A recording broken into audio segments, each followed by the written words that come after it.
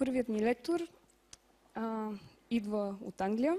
Той е преподавател в Goldsmiths University в Лондон, където завежда отдел по изследване на аномалистична психология. Т.е. изследва психологията зад паранормалните явления. Дългогодишен главен редактор на списание The Skeptic и колумнист в Guardian. Ще поканя тук при мен на сцената професор Крис Френч. Please, Chris.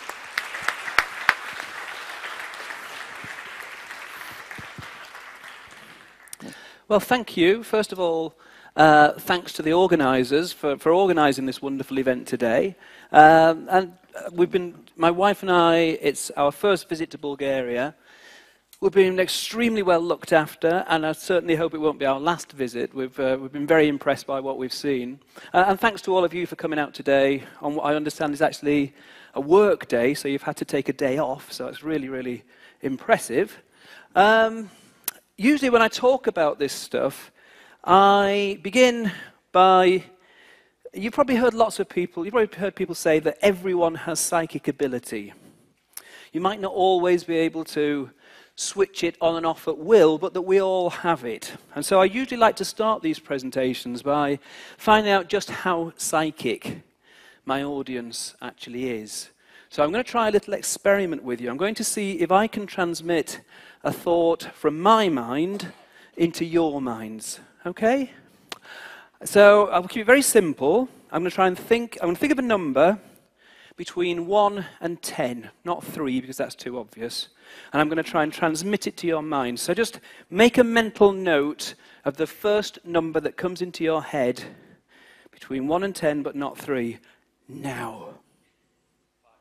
No, don't say it. Don't say it. Okay, now I would expect some of you to get it right just by chance. I mean, I must confess I can hardly see you from up here. Would expect maybe about 10% of you to get it right just by chance. So we only get wildly excited if it's considerably more than about 10% of you. So could you please just raise your hand if you thought of the number 7? Oh, you do seem to be quite a psychic bunch, actually. I'm quite impressed. Let's try another one. This one's a bit more complicated. This time I'm going to think of a number, it's less than 50. It's 2 odd digits, and they're not the same. So it could be 15, 1 and 5, both odd digits, not the same. It couldn't be 11, 2 odd digits, but they are the same. So the first number that fits that description, less than 50, 2 odd digits, and they're not the same. First number that comes into your head, now. Okay, did anybody think of the number 37? Put your hands up if you thought of 37. That's not bad. Did anybody think of 35? I'm sorry, that's my fault. I confused you. I thought of 35 first, and then I changed my mind. Now, is that any kind of demonstration of telepathy? Well, surprisingly, if I can get this clicker to work, which I can't, can we have the next slide, please? Oh, shoot, sorry, I'm looking at what's on here. Can we go back? That's it, sorry. Right, I'm looking at the wrong screen. Apologies. Right, that's nothing to do with telepathy. What that is, technically, is known as population stereotypes. There are lots of situations where you might feel as if you're making a free judgment across a number of different response options, and your intuition tells you that, therefore, the frequencies across those different options should be more or less the same. And the thing is, we know that that just doesn't happen. In the first example I gave you there, typically about a third of your respondents will go for the number 7. We don't quite know why, but we know they do. In the second example, you'll typically get about a third of the respondents who will go for the number 37, and about another quarter who will go for 35.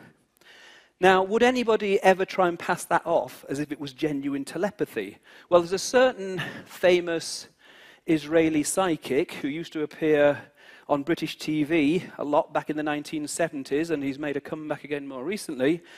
And he would indeed appear on TV and say, I'm picturing a simple line drawing, and I'm sending it to the viewers at home now. Any offers as to what that simple line drawing might have been? What kind of things come to mind? It was a house, yes. About 10% of the audience would go for house. And if you have millions of viewers, then 10% of millions of viewers is a hell of a lot of people who drew little houses and posted them into the TV station. And the following week they'd have walls covered with pictures of little houses showing just how psychic Uri Geller really was. Of course, it's nothing to do with telepathy. It's this thing called population stereotypes. Now, you can actually also exploit this in conjuring tricks as well. So if we move on. This time, I want you to pick a card. You can be very, very tricksy. You can change your mind. But eventually, I want you to settle on one. Now you've settled on just that one, I want you to concentrate on it. Concentrate, concentrate. Now, I'm going to take one of those cards away, and I predict that your card has now disappeared. Put your hand up if your card has disappeared. There you go. Now, are you really all that predictable? Well, no, actually, I was being slightly tricky there. That's based on a different principle altogether. That's nothing to do with population stereotypes. You can figure out, if you haven't already, how that trick was done. Okay, so anomalistic psychology then. This is the very wordy definition we have on our website. Anomalistic psychology may be defined as the study of extraordinary phenomena of behavior and experience, including, but not restricted to, that which is often labeled paranormal. It's directed towards understanding bizarre experiences that many people have without assuming a priori that there is anything paranormal involved. It entails attempting to explain paranormal and related beliefs and ostensibly paranormal experiences in terms of known or knowable psychological and physical factors. Now, there's two main strands to our research. We spend most of our time trying to come up with explanations for why people might think they've had a paranormal experience when maybe there is a better explanation, usually in psychological terms. But we do spend some of our time directly testing paranormal claims. So what I want to do next is just to give you a couple of examples of the latter, and then I'll talk more about the other stuff. So the next slide I want to show you, what I'm going to show you in a second is a clip from Richard Dawkins. Alleged paranormal effects. The so-called evidence for psychic phenomena is not robust, but will-o'-the-wisp. The more we look at it, the weaker it becomes. The alleged detection of water through dowsing is not obviously ridiculous. It might work, but does it? The only way to tell is through a rigorous experiment. How does dowsing work? That's the #1 question, and nobody can answer you. Well, I reckon I'm convinced that something is helping me to dowse. One of the earlier chaps thinks it's God. How do you do it then? What's your principle of dowsing? I think the question, and I expect God to respond in a way that I understand. I'm going to expect the right-hand one to point to the camera and the left-hand one straight forward. Yeah, okay. Look, it's following round. Yeah. And have you done the test yet in the tent? Yes, I did. Yeah, and what was the result? I was going to get 6 right, 100%. Yeah, and what happened? 1. So what do you make of that then? He's having his laugh, isn't he? He loves a joke. Yes. You don't realise. Do I get second goes at it? Oh yeah, you can have as many goes. The psychologist Krys French thinks there may be a simpler explanation. He has devoted his career to investigating claims of the paranormal. And now he has set up this test for dowsing, a properly controlled double-blind trial. In each of these rows, just one container, chosen at random, holds a bottle of water. All the rest contain sand. Neither the dowsers nor the tester are allowed to know where the water is until the boxes are opened. So there are no unintentional giveaways. Have another go. Safeguards like this make the double-blind trial one of the crowning achievements of scientific reason. Okay, put it on the end one then. Number 6 again. I'd say so. Okay. Right.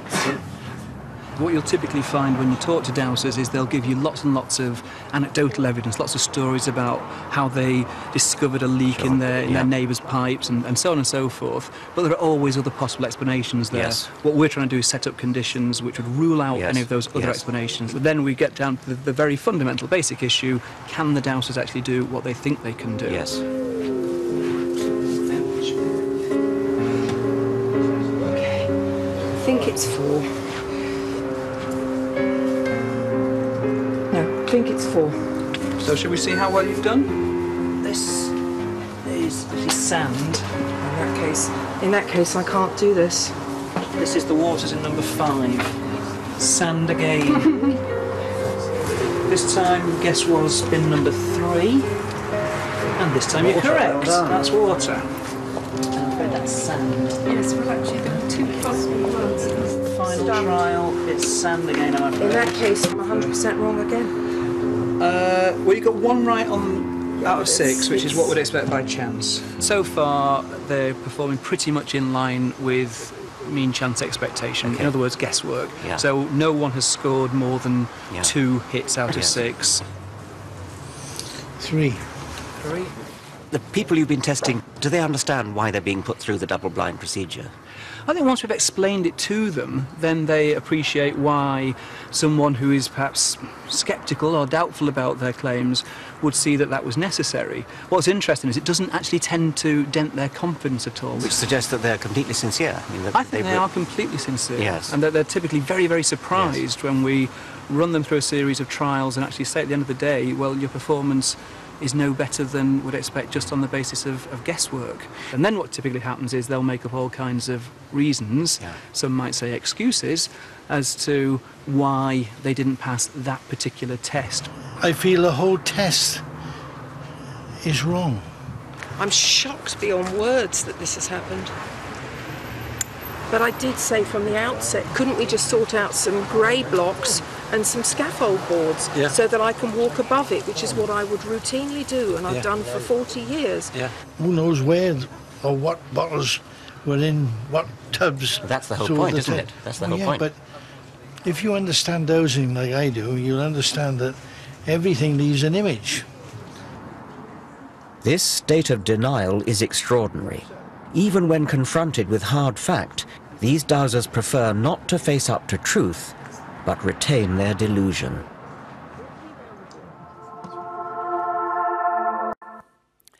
Okay, now, we were very pleased to take part in that test for various reasons. One was that because it was included in Richard Dawkins' series, it reached a lot of people. It reached a very wide audience.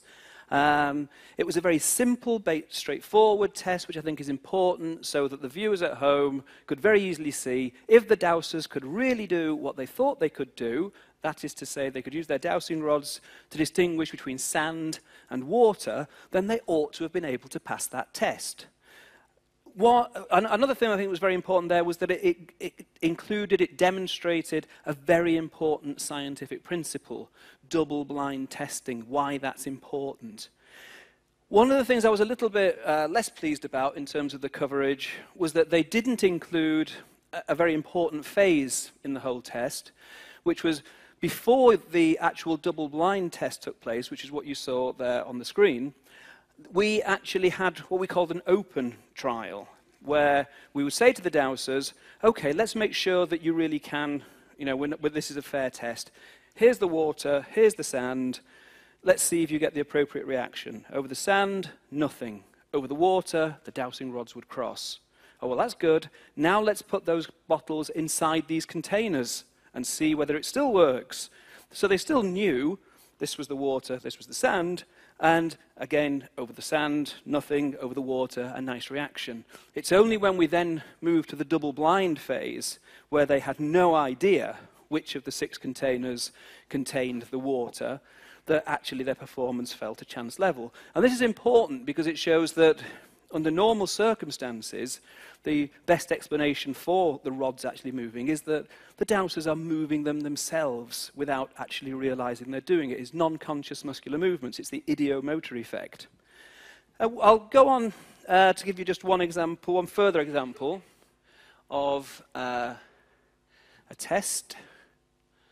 There we go.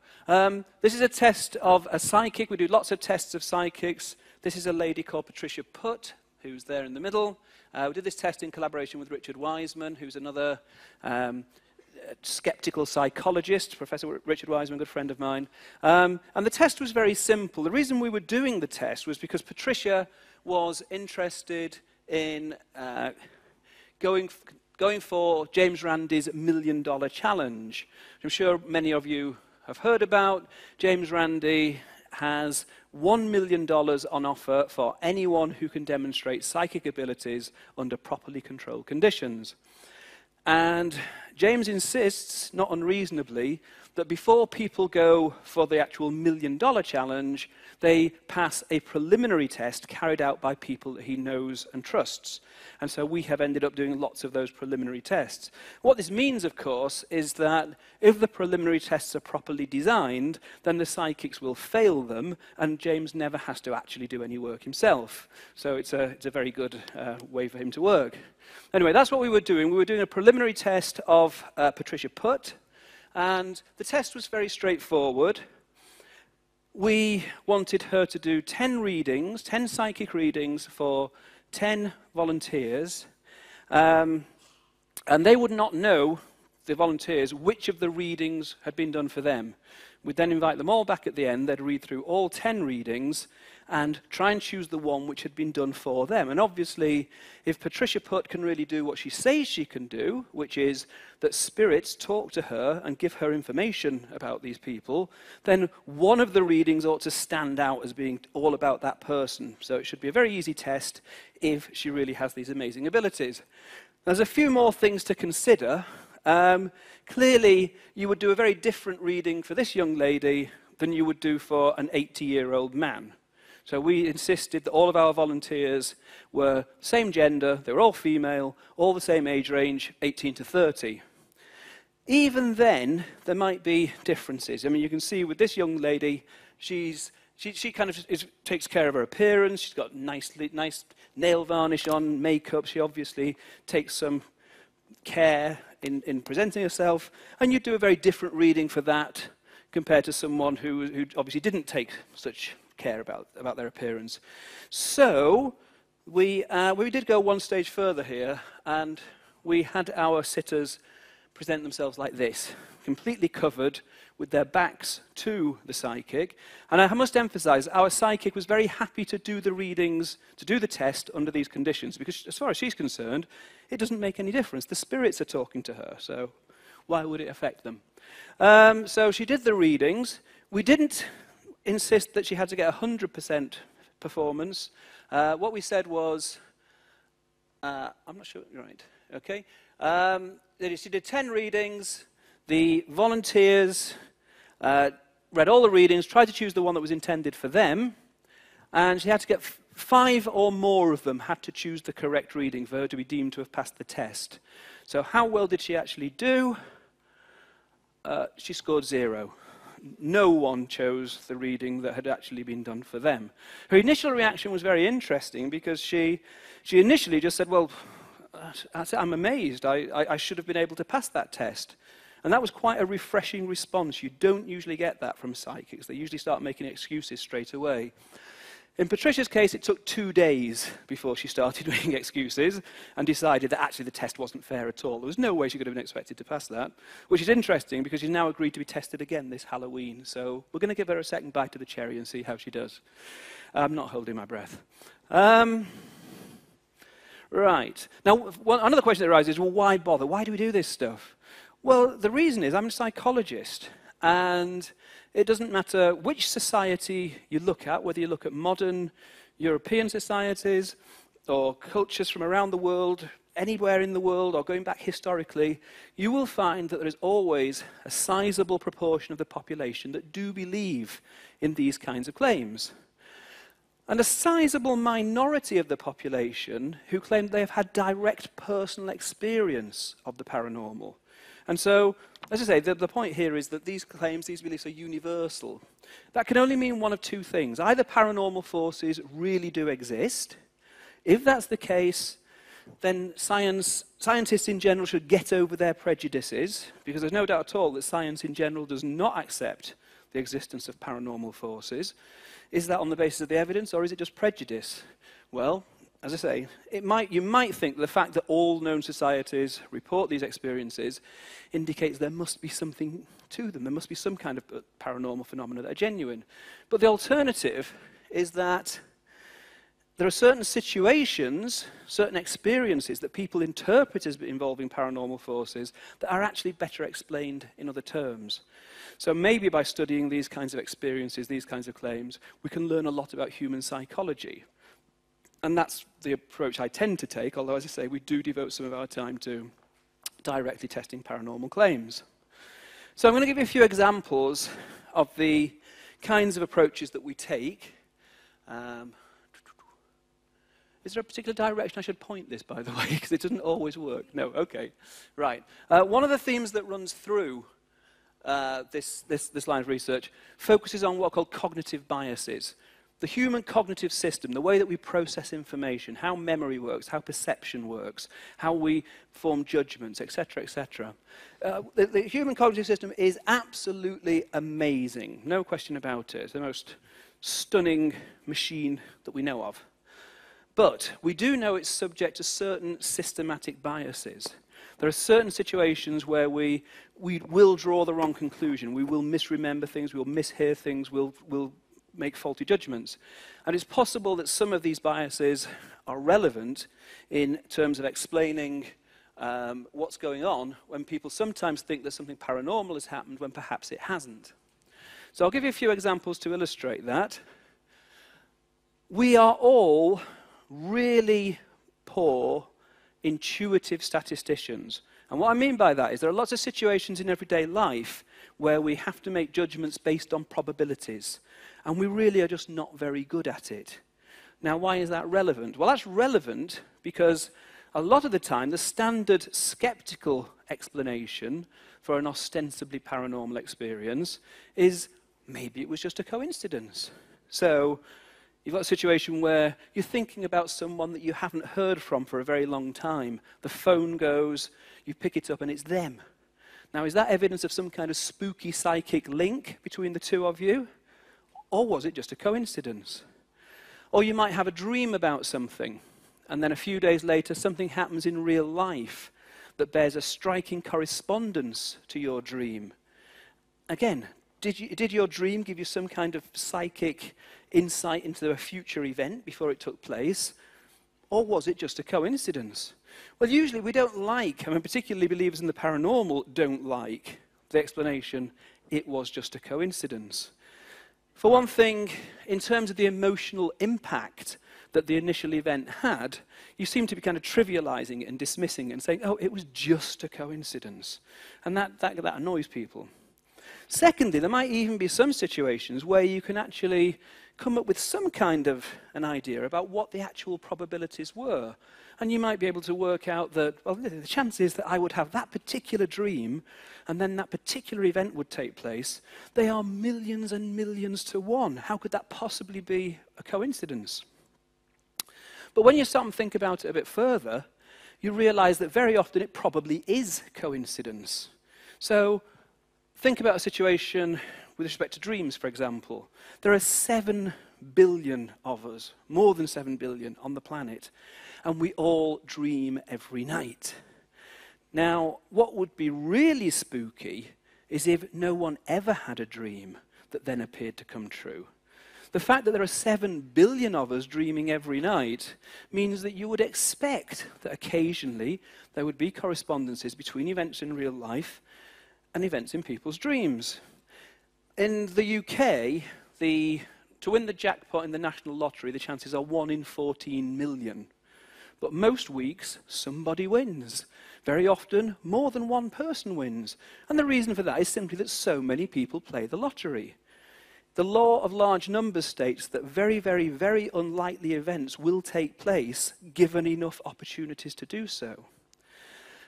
You may also, in the situation of the telephone telepathy, if that's what it was, think about the fact that you think of lots of different people during the average day, And usually the phone doesn't go at all, or if the phone does go, it's someone else.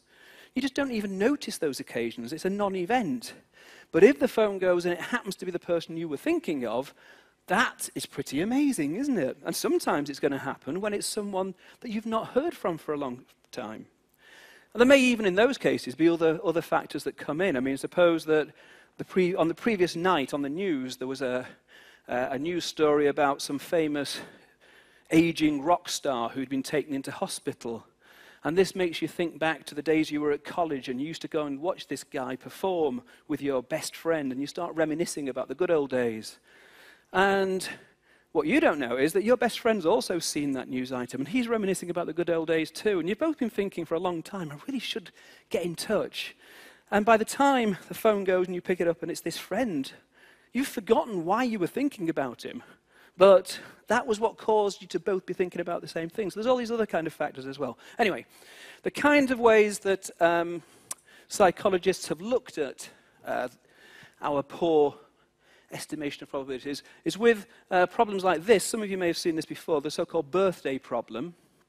The question is, how many people would you need to have at a party, just randomly selected, in order to have a 50-50 chance that two of them would share the same birthday?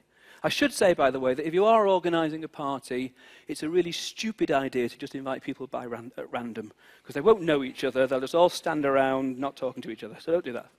But if you were to do it, what would be the chances? Now think about this. If you've got just two people randomly selected, you've got one chance in 365 that they will share the same birthday. We'll ignore leap years. We'll keep it simple. If you've got 366 people, then you are absolutely certain that at least one pair must have the same birthday. Because if by some strange fluke, the first 365 all had different birthdays, you've now used up all the dates of the year. The next person must match somebody. So somewhere between 2 and 366 is this magic number where you have a 50-50 chance. Shh. He knows the answer. If you ask people this question, you'll typically get estimates of 180, 120, 100, 200. But the actual answer, as this gentleman down here has just said, is 23. That's all you need to have. 23 people randomly selected, and you've got a 50-50 chance that two of them share the same birthday. If you have 35 people, I think it is, in a room, you've got an 85% chance that two of them will share the same birthday. So you can make money on this, take bets at parties. You won't always win, but you'll win more often than you'll lose. It turns out that we're all really bad at this. There is some evidence that maybe people who believe in the paranormal are slightly worse than people who don't. Okay, another reason people might give for believing in the paranormal is because they've actually been to see a psychic, and the psychic has given them a reading and told them things that they could not possibly know unless they have amazing psychic powers. Well, yeah, maybe, or maybe not. There is a technique known as cold reading, and cold reading is a technique that can be used to convince complete strangers that you know all about them. You can buy books on this, you can train yourselves.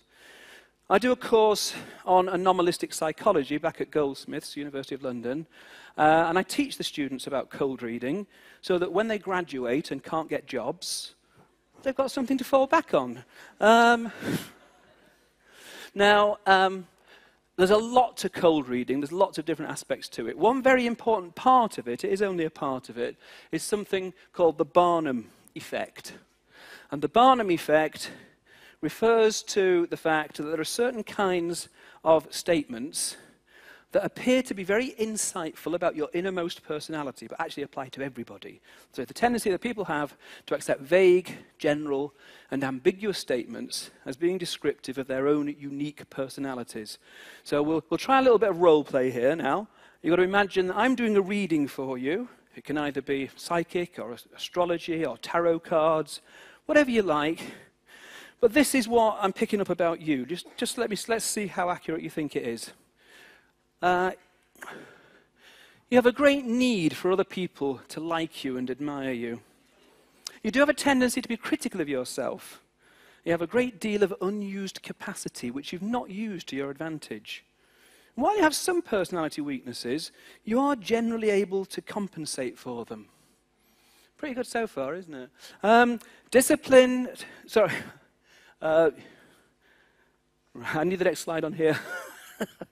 Right, disciplined and self-controlled outside, you tend to be worrisome and insecure inside. At times, you have serious doubts as to whether you've made the right decision or done the right thing.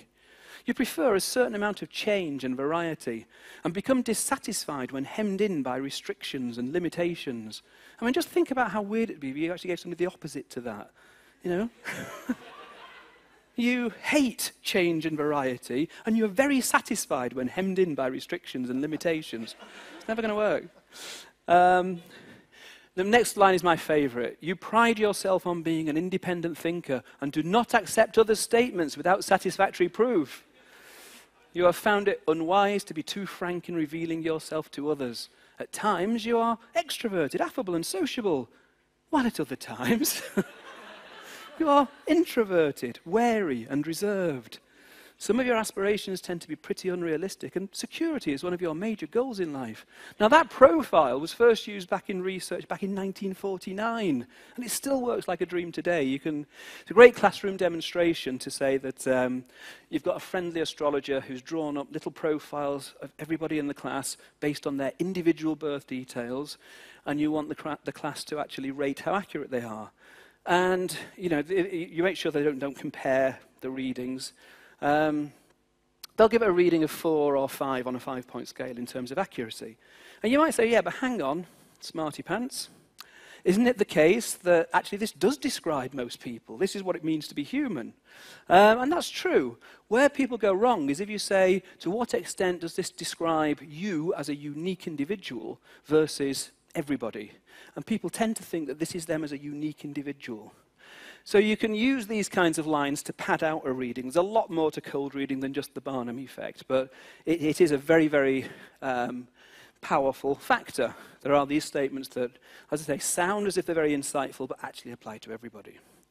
By the way, I should make it clear that I'm not saying that all people who set themselves up as psychics, astrologers, tarot card readers are deliberate con artists, because I genuinely do not believe that they are. I think they're fooling themselves as much as they're fooling other people. They're using cold reading techniques, but without realizing that's what they're doing. Okay. One of the things we've got very interested in of late is memory. Memory is hugely important, of course, because you're not usually in a position to look at the experience or the event itself. You are dealing with someone's account of the experience or the event. And so it becomes very, very important as to how much you can actually trust eyewitness testimony. And I'm sure you're all familiar with research that shows that staged crimes, if you ever show people a video of a staged crime, or if someone were to run in here now and suddenly start screaming and shouting and then run out again, and I were to ask you all for details of what you just witnessed, there'd be lots of errors, lots of distortion. What might surprise you slightly more is that even memory for simple everyday stimuli, things that you have seen literally thousands of times in your life, can also be unreliable. So let's have a look at the next slide. On clocks and watches with Roman numerals on them, how is the number 4 represented? Is it like this, I, or is it like this, IV? Quick show of hands if you think it's I. I can't see any hands going up at all. If you think it's IV, put your hands up. Okay, lots more hands there. And I'm afraid that the answer is actually this one. It's I. And I did check in a Bulgarian jeweler's window to make sure it worked over here as well. Only on clocks and watches. Everywhere else, you're quite right, 4 is represented like this. On clocks and watches, it's almost always represented in that rather unusual way. You never even noticed it, obviously. The point is, when I ask you the question, memory doesn't work like a video camera, okay? So when I ask you the question, how is the 4 represented, you use your general knowledge of Roman numerals to say, well, it must be IV. As it happens, on clocks and watches, it isn't IV.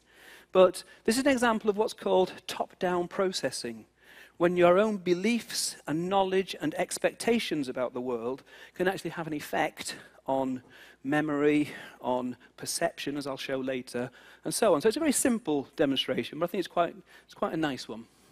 Now, we're obviously interested in memory for anomalous experiences, memory for unusual stuff, for strange events. One of the factors we've got very interested in is something called memory conformity. Now, if you have a situation where you've got a single eyewitness to an event and nobody else saw it, so there's no other corroboration, you're likely to not give that as much weight as if you've got multiple witnesses and they're all giving you very, very similar accounts. And that's probably quite a sensible thing to do. It's probably quite reasonable. But one thing you should bear in mind is that if people have witnessed something unusual, like, say, a crime, or a possible sighting of a flying saucer, or a ghost, or the Loch Ness Monster, then they will discuss it with each other. They will talk about it to each other. And one person's account might influence another person's memory. So imagine we're walking around the banks of Loch Ness, and suddenly we hear some splashing behind us and see there's something happening in the water. And you don't really take in what's happened, but I say, my God, did you see that? That head on that long neck that just rose up out of the water and disappeared. Later on, when people are interviewing you about it, you may actually think that's what you've seen. And this has been shown in a forensic context with respect to witnesses for crimes. We were interested in looking at it in an anomalistic context. So what we did, we replicated an experiment which had been carried out by Richard Wiseman and Emma Greening. I'll explain their experiment first because it was really interesting in its own right. What they were interested in was the fact that lots of people believe that when you see people like Uri Geller bending metal by apparently just gently stroking it, that actually it's all down to sleight of hand, it's a trick. And I've spoken to people, and I know it's very common, that people who've actually witnessed this will sometimes say, no, it couldn't just be sleight of hand, it couldn't just be a conjuring trick, because when the spoon was put on the table, or the key was put on the table, or whatever it was, it carried on bending when he wasn't even touching it. So it couldn't just be conjuring. Now, yeah, well, okay, is that really true or not? What conjurers will tell you is that people are very responsive to suggestion. So what Richard and Emma did in this experiment, they showed their subjects a video of an alleged psychic doing a spot of metal bending. Now, the thing is, the guy was in fact a conjurer, and he was using sleight of hand. The interesting part in the study comes when, after he has bent the key using sleight of hand, he then puts the key on the table. There's a nice close-up shot, and in one condition, the subjects hear him say, if you look closely, you'll see it's still bending. And in the other condition, it's exactly the same, except they don't get that verbal suggestion. Those who hear the verbal suggestion, 40% of them report that they think the key carries on bending. It's a huge effect for a very simple manipulation. If they don't get the suggestion, then nobody reports they think the key carries on bending. So we wanted to replicate that effect, which we did, but we found also that the people who believed in the paranormal were more susceptible to this suggestion. They were more likely to respond to it. And also, we added in a memory conformity element. We had our subjects watch a videotape in pairs, but one of the apparent subjects was really working with us, who was a stooge, and he was instructed to either say, yes, it did carry on bending, or no, it didn't. If you had a situation where you got the verbal suggestion from the psychic, and then you got the reinforcement from the stooge, we had levels up to 60% of people saying they thought the key carried on bending. So you can see how lots of different factors can come into play and affect memory. About 10 years ago, I published a paper which looked at the relevance of research into eyewitness testimony on the one hand, for this kind of claim, this kind of area, but also false memory research. Now, false memory research is rather more recent. With false memories, we're not talking about distorted memories for something that you did actually witness, but you're getting some of the details wrong. We're talking about completely fabricated memories. Memories for events that you did not witness at all. but in your head you have a memory for it, okay? And the reason this became a very hot topic in research terms is because back in the 1980s, and it's still carrying on today, unfortunately, particularly in America, but all around the world, including the UK, and I've no doubt you get cases in Bulgaria as well, people were going into therapy with very common psychological problems, things like anxiety, depression, low self-esteem. They were going into therapy with no memory of ever being victims of childhood sexual abuse. But by the time the therapy had finished, they were convinced that they were victims of childhood sexual abuse, and what's more, they had vivid memories of the abuse actually taking place. Now, various techniques were used during these therapy sessions to retrieve these memories. And the question is, of course, well, are these memories true memories for events that did take place, or are they false memories? There's generated a huge amount of research into just how susceptible to false memories we actually are. One very, very slender silver lining from this horrible situation was that we now know that people are much more susceptible to false memories than we ever once thought. And there are a number of well-established experimental techniques for actually implanting false memories. Won't work on everybody, but it will work on a sizable minority of the population. We also know what kind of variables are correlated with susceptibility to false memories. If you score highly on measures of dissociativity, if you're the kind of person that goes off into altered states of consciousness, people who are a little bit spaced out, or as my grandmother would have said, away with the fairies. Those kind of people, they are more likely to recover, to be susceptible to the implantation of false memories. People who score highly on fantasy proneness, people who have very rich imaginations, spend a lot of time in fantasy, often very creative people. Absorption, people who, when they're watching a film or reading a book or doing a puzzle, completely shut off the outside world. Hypnotic susceptibility, all these things intercorrelate anyway, but they also correlate not only with susceptibility to false memories, but also with paranormal belief and the tendency to report personal paranormal experiences. And so this raises at least the possibility that some of these experiences that they're reporting may be based upon false memories. Now, we wanted to look at this more directly, so we carried out an experiment on using what we call our news coverage questionnaire. And what we did here, if I was to say to you, where were you, who were you with, what were you doing when you first saw the footage of the Twin Towers collapsing, I'm pretty confident that most of you would be able to tell me, you'd be very confident that this was an accurate memory, and so on and so forth. It's what psychologists call a flashbulb memory. Something that is so dramatic that it's almost as if it's burned into your memory cells. It turns out that even those so-called flashbulb memories are not as accurate as we once thought they were, but that's another story. It looked like we were doing a study of flashbulb memories. We were asking people to tell us who they were with, where they were, what they were doing when they first saw various dramatic pieces of news footage. And again, we were very clear to make sure they knew we didn't want to know just when you heard the news, but when you actually saw the footage, okay? But what we did, we were slightly tricky. We included in our examples one example that hadn't been caught on camera. There was no footage of it. This was the CCTV footage of a bomb exploding in a Bali nightclub. I should say, by the way, just to complicate matters, that after we finished this study, there was a second Bali bombing, and that one was caught on camera, but that shouldn't have affected our results, obviously. What we found, in line with similar research by other people, was that 36% of our sample said they could remember this non-existent footage. They could not only remember who they were with, where they were, what they were doing when they first saw this footage that doesn't exist. They could tell us whether it was in colour or black and white, whether there was a commentary, and if so, what language it was in. They could tell us what the picture quality was like. Just to emphasise, there is no such footage. These were false memories.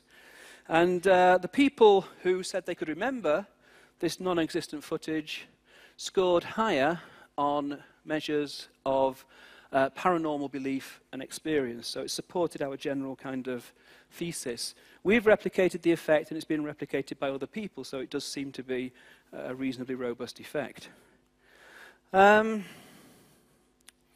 Okay, I'm going to show you a video clip in a second. Some of you may have seen it before. If you have, then don't take part in the next bit. It's a very simple task. I'm going to show you a video clip, lasts, I think it's about 30 seconds or so.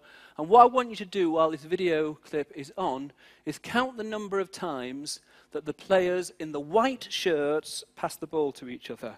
Okay? So, very simple. Could we start the video clip, please?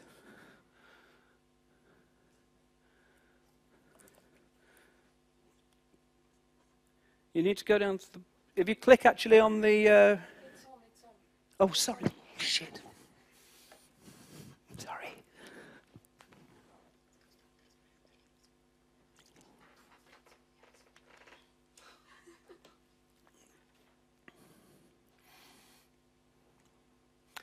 Okay. How many times? 14. Spot on. Well done. More interestingly, did anyone notice anything a little bit odd? Could one of you tell us? It was you saw someone in a gorilla suit walk through the middle of the group, stand there beating their chest, and then walk off, yes? Now, be honest, how many of you didn't see the gorilla? Put your hands up. Okay, there's quite a few of you didn't. Now, can we just see that? Show us the video clip again, just so that those people can see what they missed.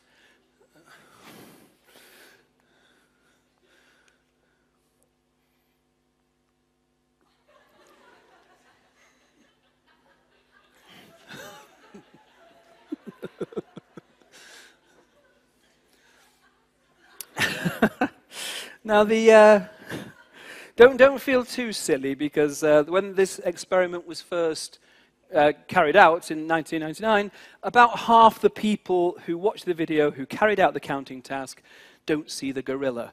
Of course, everybody who's not doing the counting task does see the gorilla. And why is this important? Well, because if I were to say to you, do you think that if you were doing a simple counting task and a guy in a gorilla suit walked right through the middle, right in your full field of vision, you would notice it? You'd say, of course I would. Do you think I'm stupid? Point is, people don't. Now, again, this is something called inattentional blindness. And it's actually a very important phenomenon for all kinds of reasons, because obviously lots of fatal accidents occur because people don't notice things that you think they would notice. I was interested in it for a couple of reasons. One was that my wife, Anne Richards, who is here today, had told me that she does a lot of inattentional blindness research, and she had told me that there was very little evidence about individual difference measures that seemed to correlate with inattentional blindness. And I thought that absorption, well, we both thought that absorption ought to correlate. Remember I mentioned it before, the degree to which someone gets totally engrossed in what they're doing. You would expect that that would correlate with inattentional blindness, just intuitively. And secondly, absorption correlates with paranormal belief and reports of paranormal experience. And I'm often being faced with people saying, okay, Mr. Skeptic, let me tell you about what happened to me. And then they'll tell me about some strange experience they had. And very often, there'd be a very ordinary explanation if there was just something around at the time that they hadn't noticed. You know, there was another person in the room who moved that book from one shelf to another, and they just didn't see them. They didn't notice. Oh, but I would have seen that if it was there. Well, maybe you wouldn't. People don't even see a gorilla in a suit, you know. So long story short, we decided we'd look at the relationship between these variables. So we did an inattentional blindness task. We didn't use the gorilla video. We used a task, a computerized task in which letters bounced around the screen, either white letters or black letters. And halfway through, the idea was that the participants had to count the number of times the white letters bounced off the edge of the screen. And halfway through, a big red cross comes and moves across the screen. And so everybody sees it if they're not doing the counting task. When they are doing the counting task, about half the people miss it. They are the people who are inattentionally blind. And what we found was that the people who were inattentionally blind, as predicted, scored significantly higher on absorption, on a pencil and paper measure of absorption, and also scored higher on paranormal belief and experience. And we thought that was interesting, but we thought we'd better replicate it to make sure it was a real effect. So we carried out a second experiment. And in the second experiment, we also measured what's called working memory capacity. That's the kind of memory you use if you're, say, doing a mental multiplication. You have to hold some numbers in mind while you're manipulating others. And the idea would be that those people who had lower working memory capacity might be devoting all of their cognitive resources to the primary task, and therefore they just don't see what is actually an irrelevant stimulus. It doesn't matter to the actual primary task. And sure enough, we replicated the results of the first experiment, but also found that the people who were inattentionally blind scored significantly worse in terms of working memory capacity. Okay. Now, one of my favorite examples of false memories relates to people, well, I think these are false memories, you may disagree, people who think that they have been taken on board spaceships by aliens and had probes put in interesting places. Okay? I think they're probably false memories. But there is a really interesting example of a false memory because it is so extreme and so bizarre.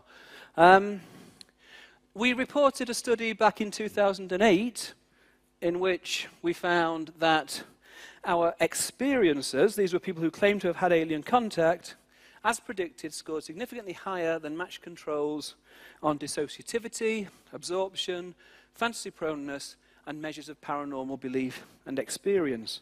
They also scored significantly higher on something called sleep paralysis. And I'll talk a bit more about this in a minute because it's a fascinating topic. For any of you that aren't familiar with what happens when you're abducted by aliens, here's an account that's taken from a paper by Susan Blackmore in New Scientist in the mid-90s. And this was an account, it's a composite account put together on the basis of lots of interviews that she'd done with people, accounts that people had sent to her. So it didn't correspond to a particular specific case, but it illustrated the kinds of themes that come up. I woke up in the middle of the night, and everything looked odd and strangely lit. At the end of my bed was a 4-feet-high grey alien. Its spindly, thin body supported a huge head with 2 enormous, slanted, liquid black eyes. It compelled me, telepathically, to follow, and led me into a spaceship, along curved corridors to an examination room full of tables on which people lay. Now, these are the little critters. They're called greys, 4 feet high, big black eyes, spindly limbs, communicate telepathically, and they're about to put this probe somewhere. Interesting. Right. She goes on. I was forced to lie down while they painfully examined me, extracted ova, or in the case of men, sperm, and implanted something in my nose. Nobody knows what these implants are for. Some people think they're mind control devices. Other people think they're just tracking devices. Same way that if we were doing a study of wild animals, we might put tracking devices on them so we know where they are. I could see jars containing half-human, half-alien fetuses, and a nursery full of silent, sickly children. When I eventually found myself back in bed, several hours had gone by. And here's a picture of them actually putting one of the implants in. I should say, by the way, these are drawings. These are not photographs. Okay, so I did get a really nice example of memory distortion from one of the students one year. I'd set an exam question on the psychology of alien abduction claims, and the student had kind of misunderstood some of the stuff that he or she had been reading. And what the answer said was that one of the most famous cases of alien abduction was when Susan Blackmore was abducted by aliens. She was taken on board a spaceship where she was painfully medically examined, her ova were extracted and stuffed up her nose, which wasn't really quite right. Right. Okay, sleep paralysis. How do people end up with these really, really weird, bizarre ideas and memories? Well, one factor that's important, it's not the only factor, and it doesn't apply in all cases, but it does apply in a lot, is something called sleep paralysis. And we've got very interested in sleep paralysis kind of generally. It's a fascinating topic. There'll be lots of people in this audience who will have experienced it in its most basic form, when you're half awake and half asleep, and you realize that you can't move. We have a quick show of hands if you've ever experienced that. There must be some people in here. Okay.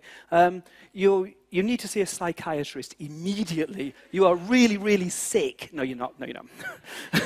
No, it's not. It doesn't correlate at all. Even the more vivid versions of sleep paralysis do not correlate with serious psychopathology. But you can understand, when I'll show you why in a minute, why people might think they do. The basic form, as I say, doesn't really... It's a bit disconcerting. It's not very nice. It lasts a few seconds. You realize you can't move, and you somehow break yourself out of it, and you're fine. Most people don't get too worried about that. About 40% of the population report having that at least once in their lives. Some people get it more regularly. But there are other symptoms that can occur with sleep paralysis. This affects about 1 person in 20, and they make it a lot more scary. So, for example, you might have a very strong sense of presence. You feel as if there's something or someone in the room with you. And whoever or whatever it is, they don't mean you any good at all. You may also get hallucinations. You may hear voices or footsteps or mechanical sounds. Or you may see strange lights moving around the room, or dark shadows, or even grotesque, monstrous figures. You may feel as if you are being touched or held or dragged out of the bed. You can imagine now, it's getting very, very, very scary now. This is not good. There's difficulty breathing. There's very often a sense of pressure on the chest. And there's intense fear. Now, whenever you talk about sleep paralysis, you are contractually obliged to show these pictures by Fuseli from the 1780s. There's a very famous picture called The Nightmare. And clearly, it's a depiction of sleep paralysis. You've got the monstrous, grotesque forms here. You've got the pressure on the chest. And interestingly, sleep paralysis is more likely to occur if you sleep on your back, if you are prone to it. But to be honest, if you sleep in that position, you're asking for trouble. I mean, that's just silly. And then 10 years later, another picture by Fuseli, and still in the same position, you know. She's, hang on, let me show you. Yeah, she's not learned anything. Okay, now, one of the interesting things about this phenomenon is that if you compare different cultures, you find that they have different interpretations of what is the same core experience. Lots of people in Europe have never heard of this thing called sleep paralysis. There is a scientific literature on there. We do more or less understand what causes it. We need more research on what to do about it, but we do understand it. But in other cultures, they do have an interpretation, and it's typically in paranormal, supernatural terms. So in Newfoundland, they talk about the old hag who comes and sits on the sleeper's chest and suffocates them.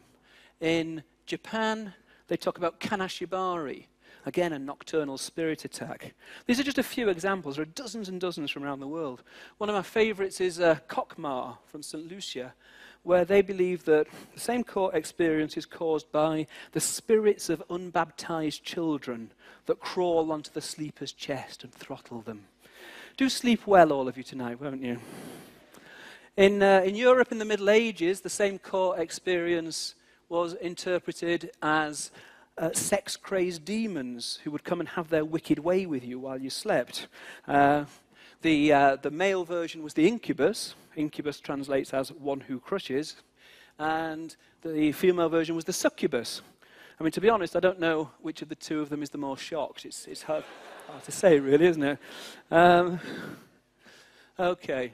Now, how do you get from sleep paralysis, scary though it is, to feeling that memories of being abducted on board a spaceship and meeting aliens and so on? Well, because there are certain books around written by self-appointed ufology experts that they believe that when the aliens abduct you, they can actually wipe your memory for the experience. But apparently they quite often forget to wipe the beginning bit, where all this weird stuff is going on in your bedroom, you know.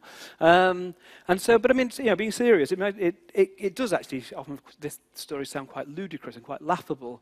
But if you are somebody who's having sleep paralysis on a regular basis, you're having all this really, really scary stuff happening, you're likely to think, well, either it's real or I'm going crazy. And you marginally prefer the idea that it's real. And so when you find this explanation by this expert, you're likely to think, fantastic, I'm not losing my mind. It is all really happening to me.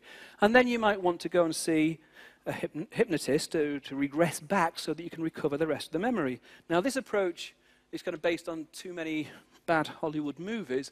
The idea that hypnosis provides a magical key to unlock hidden or repressed memories, it just isn't actually true, although a lot of people believe it. What it does do is it provides a context in which you produce a narrative based on fragments of real memories, imagination, fantasy, things you've seen on TV, things you've read in books. It's all woven together, and you end up with these very powerful memories that you think are true memories. They're not, they're false memories. It's interesting that the same kinds of techniques are used, these memory recovery techniques, whether we're talking about trying to recover memories of childhood sexual abuse, which of course we do know really does go on far too commonly, but the cases we're worried about are the ones where people can't remember it ever having happened to them, and then suddenly they do have the memories. They're the ones where you need to be very cautious. But also in cases of past life regression, and also recovered memories of ritualized satanic abuse. It's the same techniques that are being used in all of these different domains. Okay, just want to finish up now, really, with one of the themes that runs through this whole area is the role of top-down processing. I mentioned this before. According to modern cognitive psychology, when we interact with the world around us, we have a mental model of that world, and we are constantly updating it. Okay, and we're updating it on the basis of incoming sensory information. Information coming through the eyes, the ears, the other senses. Some of that information is sometimes a little bit ambiguous, and so we also use another source of information to disambiguate what's coming in and to update our models, and this is the top-down influences. Our knowledge, our belief, our expectations. And usually this obviously works very well. It's a very, very good system. But it can lead us to sometimes think that we are seeing things that actually aren't really there, particularly if the input is degraded or ambiguous in some way. So I just want to finish up with some hopefully light-hearted examples of this. There is a phenomenon known as pareidolia, which is defined as a type of illusion or misperception involving a vague or obscure stimulus being perceived as something clear and distinct. And one of the things that we very often will see in random patterns is faces. Faces are a hugely important stimulus for us in so many ways that parts of the brain are actually hardwired to process faces. So I'm just going to give you a few examples of this now.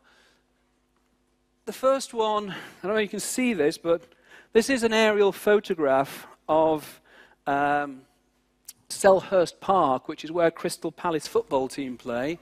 And some people think they can see a kind of Turin shroud-like image of Christ there on the pitch. Now, I'm not sure where you can make that out, but we wondered whether maybe they should rename the ground from Crystal Palace to Crystal Palace. I don't know. The next picture is of a... come on. I know you're there. This is a woman who found the image of Christ in the burn marks on her burrito, and you can see how absolutely overjoyed she is with her discovery. The next one, this is a classic. This is Nun or Bun, the Immaculate Confection. This is a cinnamon bun that some people think bears a striking resemblance to Mother Teresa. Now, I'm not sure if you can make that out, but if you can't quite see that,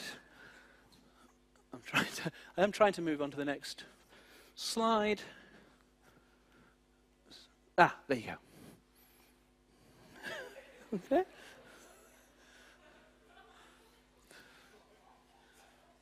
Yeah, I think it's real.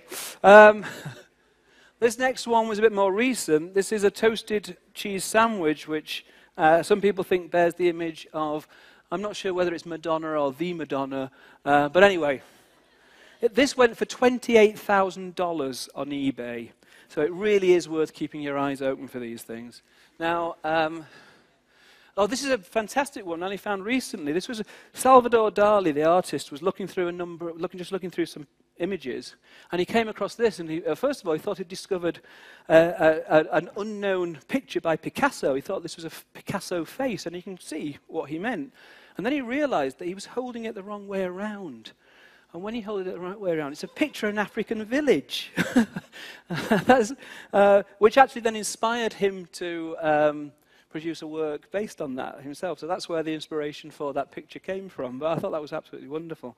Now, this works not only in the visual domain, but also in the auditory domain.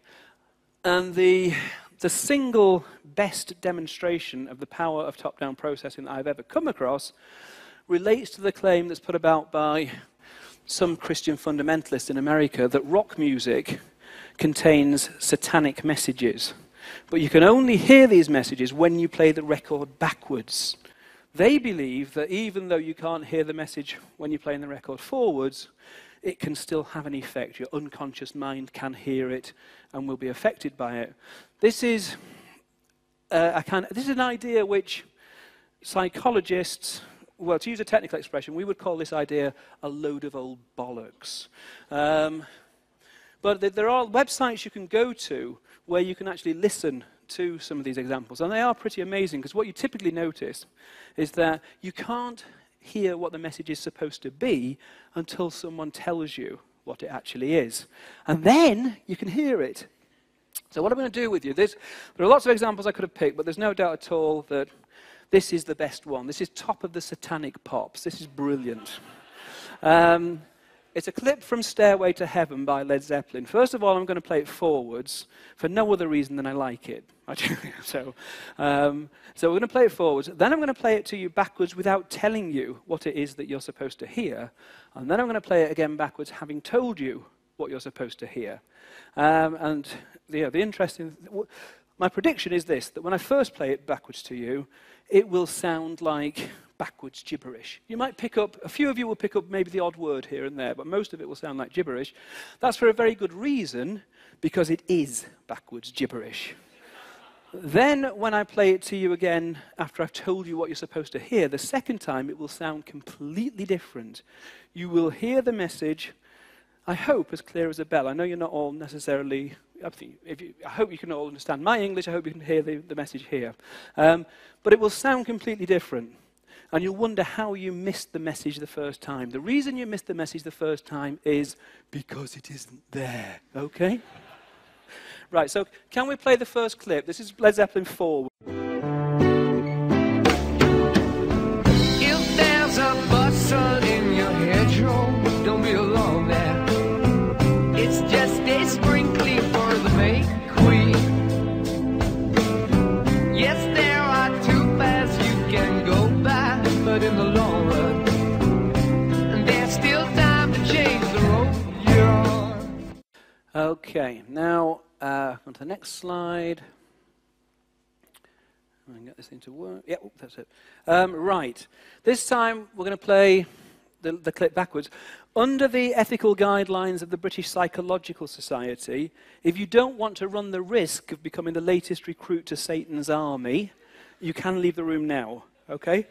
I'm prepared to take the risk if you are. Oh, shit! Back. Don't read that! Don't read that!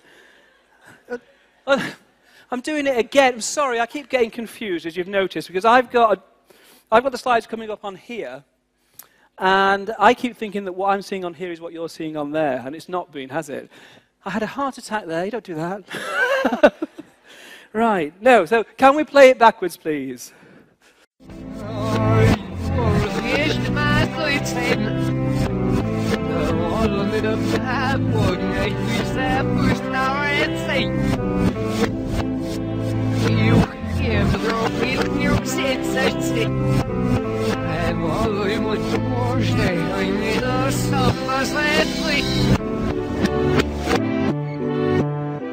Any words? Anybody pick any words up at all? 666, good. And Satan, yeah. Okay, and again, the fact that you picked up Satan, it's top-down process. It's a context effect. You're expecting to get a satanic message. 666 is good. Well done. Right, now we put up the next slide. Yeah, there it is. That's what I thought was already on the screen for you to see, which would have completely ruined the demonstration, but of course it wasn't. The actual full message is, supposedly, according to these websites, here's to my sweet Satan, the one whose little path would make me sad, whose power is Satan. He'll give you 666, supposedly the devil's number. There was a little tool shed. I can explain the tool shed, okay. Where he made us suffer, sad Satan. Now you know what the message is supposed to be. Listen to the track again.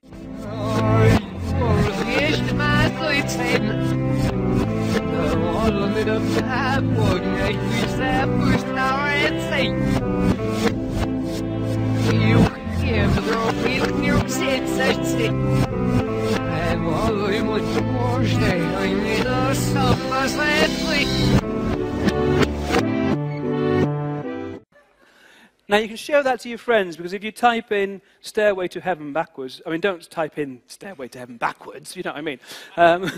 If you type that into Google, there are lots of sites you can go to. There's a particularly good one by Jeff Milner, because it allows you to play the clips without knowing what the message is, and then to listen to the message. And it's amazing the difference in the way that they sound.